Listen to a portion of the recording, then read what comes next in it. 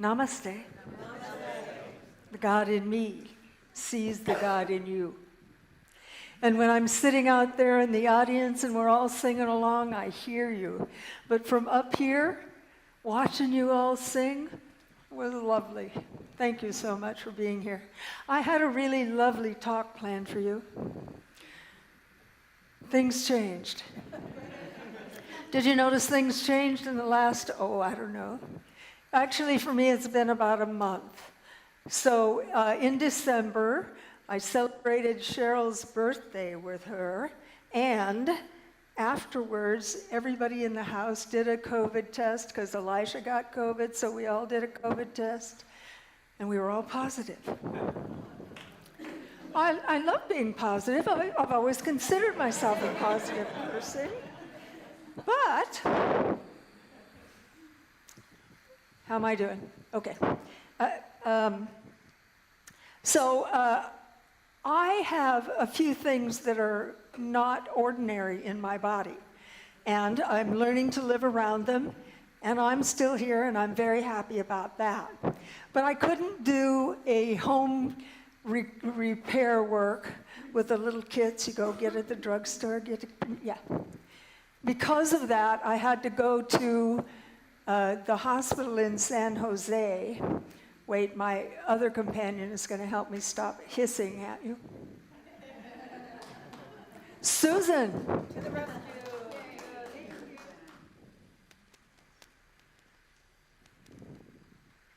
Thank you. Oh, I think that's better. Thank you. So for 3 days in a row, I had to drive from Watsonville to San Jose and have you know what I mean? An infusion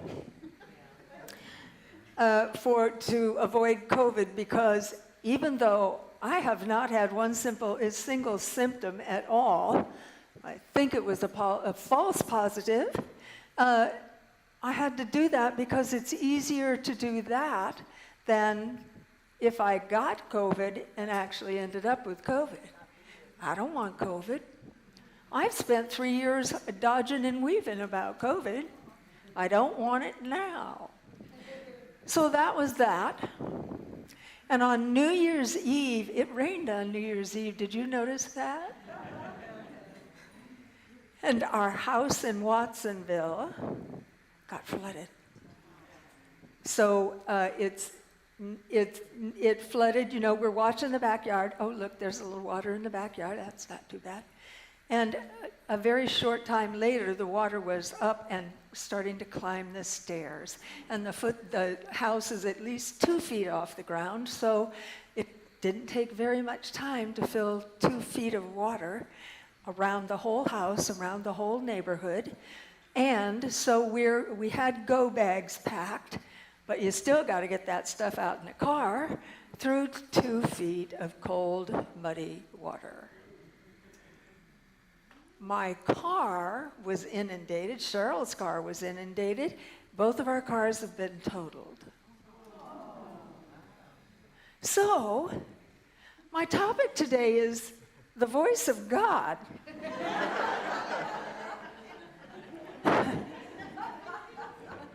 And I said, okay, you better sit down, girl, and find out what's trying to be said. So I did, and the instant I sat down, this is what I heard inside my head. Fortunately, the voices are not coming from outside. And it was, this is not personal. This is not personal. It's happening and I'm in it, but you're in it too. We're still in COVID. We're still dealing with all of the fallout of everything that's going on in the world. Wars in Eurasia. We've got the Congress. We can't even elect a speaker. So none of this is personal. Well, if it's not personal, what does it mean on a global scale? Because we're all being affected. And it's one of those eras when the change has come. We're not waiting for climate change. You're looking at it. You're feeling it. You're being flooded with it. It's here. It's not coming. It's here.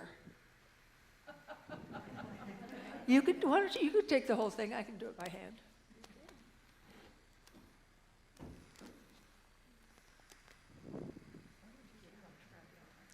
Okay.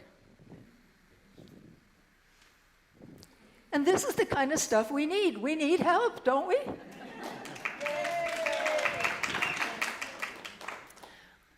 I'm going to turn this thing off. And I won't be able to talk to you with both hands. I like to talk with my hands. I have to talk with my hands, and I'm one-handed. So here we are. We're living in a world that looks like it's falling apart. There's disaster. There's wars and floods, and my God, what else is there? There's the four horsemen of the apocalypse. Death and destruction is about us everywhere. Guess what? Thank God. This is a time of so much change. We are witnessing something that not every era gets to see, not every era gets to help the world go through, and we, as possibility thinkers, have the potential to recognize there's something wonderful coming. Yes. It's the going through it that's not fun. So, I practice what I preach, which means that I am, first and foremost, a licensed religious science practitioner. I do prayer and treatments for myself and for everyone. And I have a practitioner. What a good idea to actually practice what I preach. So I called my practitioner. I said, I need an appointment, and if you got one while we're here, I don't mind. So she helped me sort out my mind, because I think I'm fine. I think I'm really good at being calm in an emergency. And I can do what I need to do. We can move forward. I know you're all doing the same sorts of things. But what I don't recognize until I'm forced to is that my body is holding that trauma. My body is filled with it. So I suddenly recognize what all's going on, and prayer works. I also am a licensed massage therapist. Massage therapists, raise your hands. There's a few of us here in this room. Take a look at them, because you need body work. You need body work. This is not a luxury even. It is a necessity. We need human touch that is healthy. And at the moment, we're not getting it because of COVID. So take a deep breath and take a look around, and if you already have a massage therapist, yay, utilize that person. One of the blessings that came out of my trip over to the hospital is that a nurse has to stick the needle in your arm to do the infusion. And the registered nurse who was there doing that work with me turned out to be a really delightful man. And he's a traveling nurse, so that he hasn't been able to find a local church that suited him. And I said, well, you need to check us out. Because it turns out he's with Unity, so we already know Unity. Unity and Science of Mind are like that. What one of the ministers for Unity said to me was, we have Jesus, you guys have music.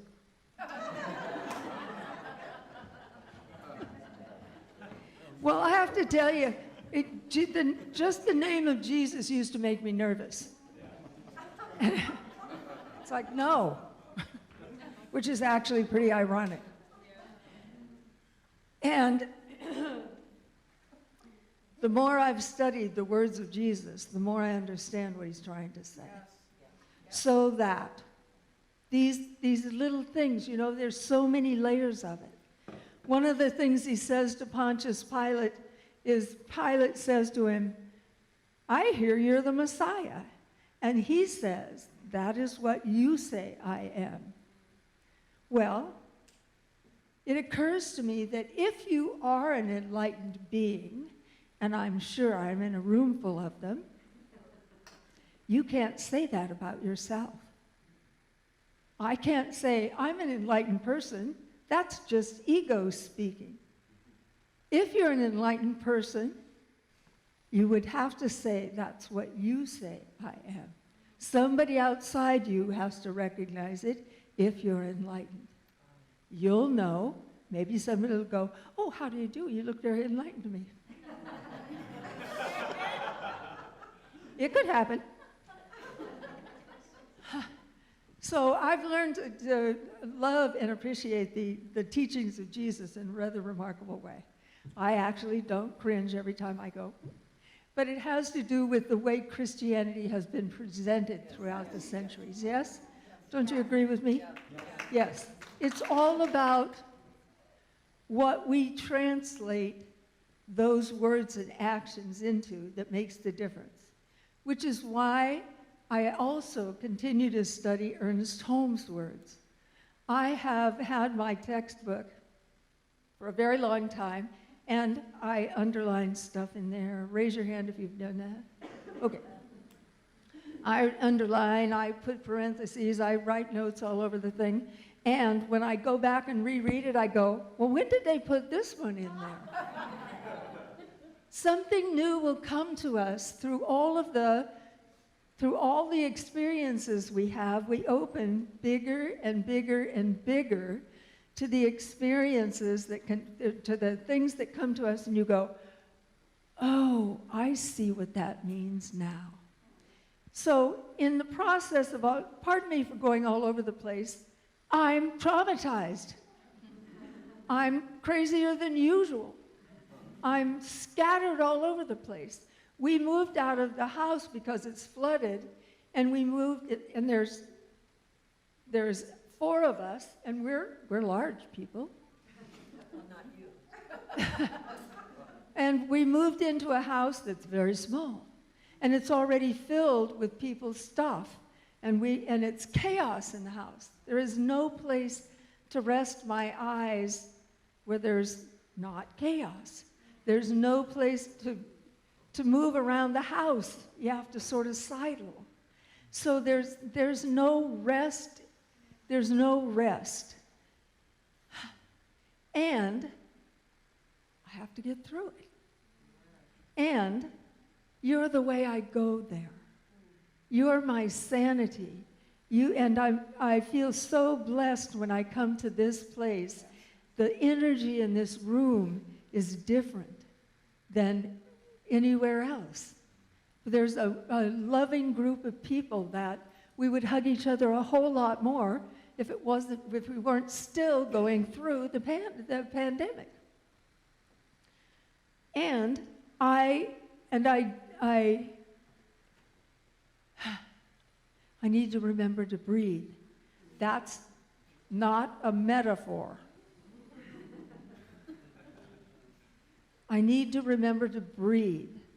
I need to remember to drag oxygen around with me. So, in the middle of all those disasters, my car was totaled. And I carry all of my spare oxygen and stuff in my car. And I couldn't get in my car because my car has an electronic door opener. Nothing in my car works. And so every time I go to change my oxygen, I don't have the little doodad that moves this. So now I have a little wrench with me. God threw a wrench in the works. I had to call up the people who take care of my oxygen and go, all of the oxygen I have, I don't have. I need to have this thing and this thing and these things. Could you bring it to me right away? They very kindly accommodated.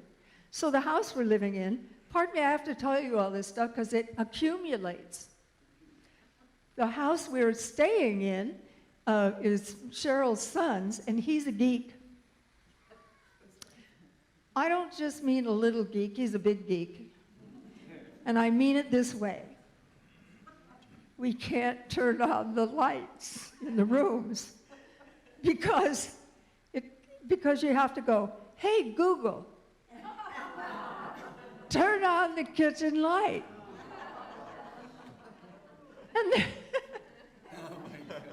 And the one in the living room is surly. So that when I ask her to turn on the light, she says, you're going to have to set it up. You can't just do it from here. So I have to go all the way down to the bedroom to go, hey, Google. So my oxygen people, they put everything together in an emergency. They bring it to the door. They ring the doorbell. The dogs don't go berserk, and believe me, they're going berserk. And it never gets delivered to me. And it turns out what the problem is that the doorbell rang on Darren's phone, and he's in Grass Valley. You can't answer the door from Grass Valley. I'm telling you now, if you're turning your entire house over to Google, think twice.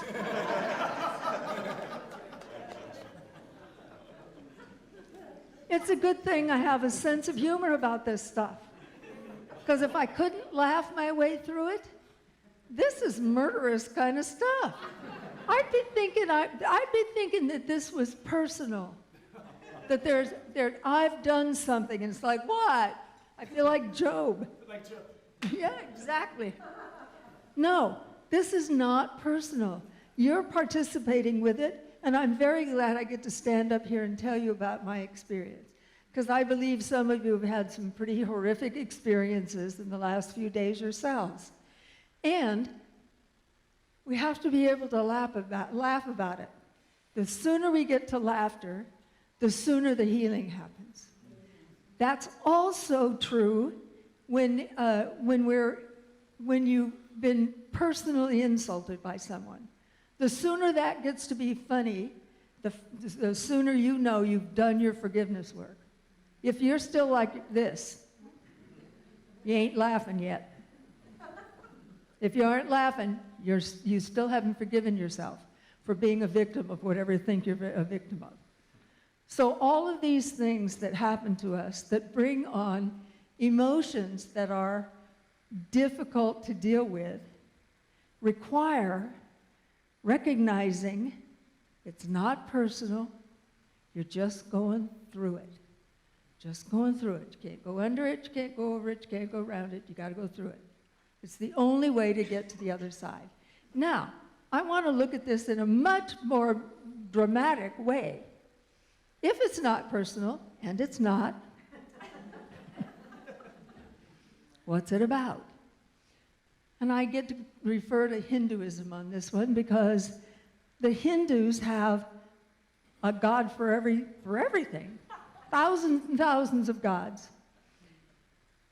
They have a God who is the remover of obstacles and the bestower of new beginnings, Ganesha. He has the body of a human and the head of an elephant. That's not an easy combination to carry around. Oxygen is easier. That's a good one. Shiva. The three main gods are Brahma, the creator, Vishnu, the maintainer, and Shiva, the great destroyer. Guess who's riding in the world? Shiva is throwing everything out that we think we know, everything we think we're moving towards, not happening. What's happening is you can't keep going the way you're going. Any of us. The world cannot keep going the way it is going. It has changed.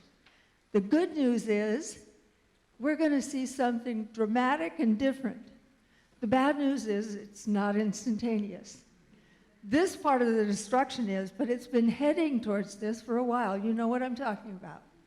All of the disasters that we have created by not paying attention to the ecology are showing up not only on our doorstep, They're drifting in under the floorboards and up through the walls. It's happening. Something wonderful is coming. Possibilities galore are coming. There have been times in the world when this has happened before. And as we know, we learn from history that we don't learn from history.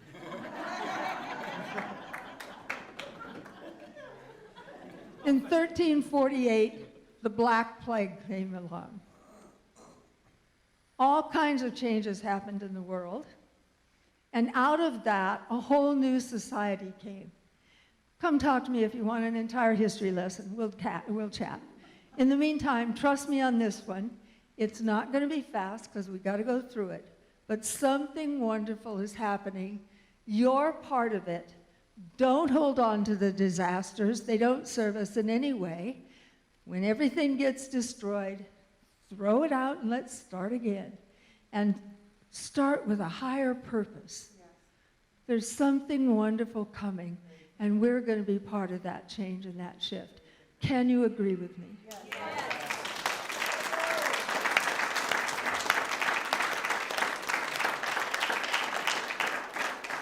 I can't wait to see what's coming. And I can't remember what comes next. I mean that literally on the schedule. Prayer. Oh, prayer. That's the part I like the best. Close your eyes, put your feet on the floor. I like it when you put your feet on the floor because you're an earthling. No matter where we go, if you got the pleasure of going to Mars, you'd have to take the earth with you. There's no atmosphere there. You got to take your own. So stand here and be an earthling. Be of the earth and for the earth. Because we live by the earth. Let's bless our mother.